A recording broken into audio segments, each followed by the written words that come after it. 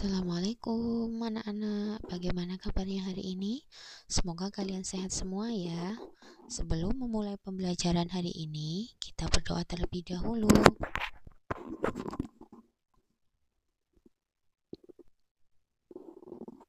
Hari ini kita akan mempelajari mengenai tata surya.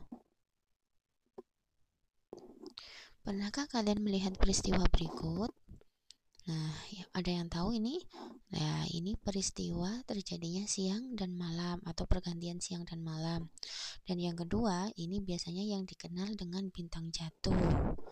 Nah, apa sih bintang jatuh itu? Nah, setelah ini kita akan mempelajarinya ya.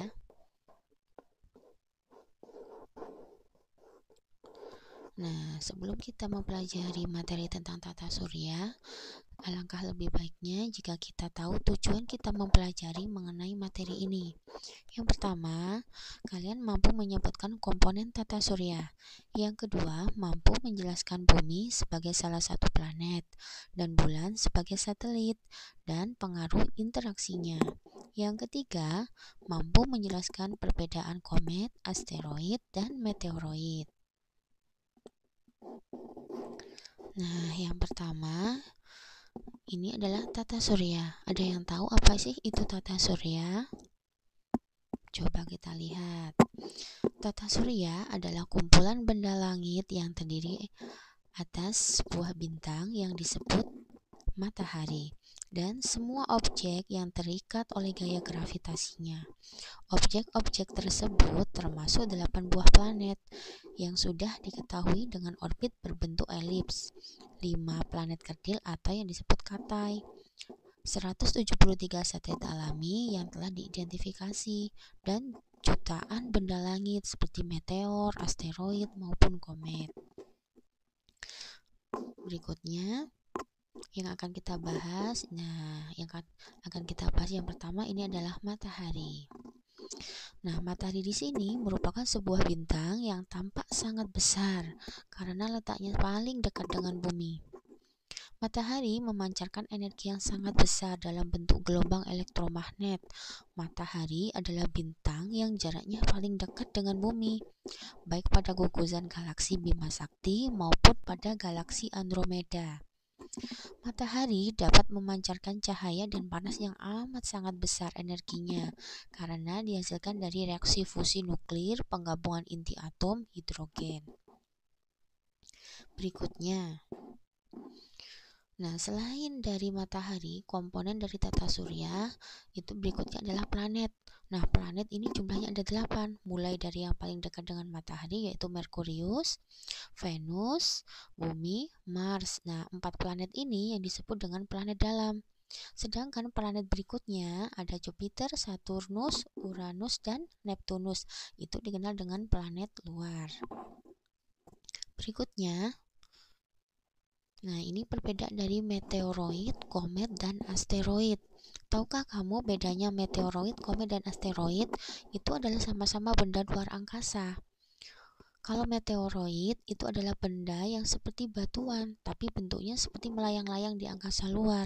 Nah, batuan-batuan ini ketika mendekati bumi, tertarik oleh atmosfer bumi, nah dia akan bertabrakan dengan atmosfer bumi. Nah, ketika sebuah batu tadi tertarik oleh atmosfer bumi dan jatuh di bumi, nah dia akan memancarkan cahaya seperti ini.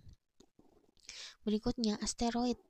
Nah, asteroid juga hampir sama seperti dengan meteoroid, yaitu bantuan luar angkasa. Hanya saja letaknya ada di antara planet Mars dan juga Jupiter. Berikutnya komet. Nah, komet bentuknya seperti ini ya. Nah, ini penjelasannya yang lebih detail lagi. Kalau asteroid, sapu asteroid terbentang di antara planet Mars dan planet Jupiter seperti yang saya bilang tadi. Yang kedua, meteor. Nah, ada meteor, ada meteoroid, ada juga meteorit. Kalau meteoroid tadi itu adalah benda-benda yang melayang-layang di angkasa luar. Nah, kalau meteor, benda yang habis terbakar sebelum sampai di permukaan bumi. Ini karena bergesekan dengan atmosfer bumi. Nah, kalau komet, benda langit yang mengelilingi matahari dengan orbit yang sangat lonjong, seperti cahaya tadi. Kalau satelit, benda langit kecil yang gerakannya mengelilingi benda langit yang lebih besar dari planet. Berikutnya. Nah, selain itu juga, salah satu dari planet yaitu adalah Bumi. Nah, Bumi adalah salah satu planet dari ke-8 planet yang mengitari matahari. Bumi satu-satunya planet di mana ada kehidupan. Bumi tampak biru karena 2 dari 3 bagian permukaan bumi berupa laut. Coba perhatikan gambarnya bumi. Bentuk bumi tidak bulat seperti bola, melainkan seperti jeruk, yaitu agak pepat di kedua kutub dan mengembung di bagian khatulistiwa. Nah, perhatikan. Nah, di sini di bagian kutubnya ini lebih pepat ya. Berikutnya. Nah, peristiwa yang terjadi di bumi yaitu namanya rotasi bumi. Apa sih rotasi bumi ini? Rotasi bumi itu adalah perputaran bumi pada porosnya. Jadi bumi berputar seperti ini. Perhatikan gambar di sini ya. Nah, akibat dari rotasi bumi ini apa? Nah, terjadinya pergantian siang dan malam. Kemudian adanya gerak semu harian benda di langit. Kemudian penggabungan di khatulistiwa dan pemepatan di kedua kutubnya. Yang keempat, perbedaan waktu. Berikutnya, selain rotasi bumi, ada juga revolusi bumi. Nah, perhatikan gambar ini. Lah, ketika kamu perhatikan di sini ada gambarnya bumi. Nah, bumi ini akan mengelilingi matahari. Itu disebut dengan revolusi bumi. Nah, berapa lamanya bumi ketika mengelilingi matahari? Yaitu sekitar 365,25 hari loh. Atau yang dikenal dengan sampai 1 tahun. Nah, akibat dari revolusi bumi ini apa? Yang pertama, terjadinya pergantian musim. Kedua, perubahan lamanya siang dan malam. Ketiga, gerak semu tahunan matahari. Dan terakhir, terlihat rasi bintang yang berbeda dari bulan ke bulan. Nah, di sini bulan sebagai satelit. Nah, sekarang kalau tadi itu adalah bumi, sekarang satelitnya bumi yaitu bulan. Nah, bulan juga mengalami 3 gerakan sekaligus. Yang pertama berputar pada porosnya. Yang kedua beredar mengitari bumi. Dan yang ketiga, bulan bersama bumi mengitari matahari. Nah, di sini periode rotasi bulan sama dengan periode revolusinya.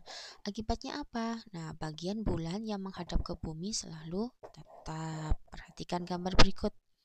Nah, ketika bumi mengitari matahari di sini, mengelilingi matahari, nah bulan juga ikut mengelilingi si bumi tadi, tapi juga ikut mengelilingi matahari. Nah, ini 3 gerakan sekaligus yang dialami oleh satelit bumi.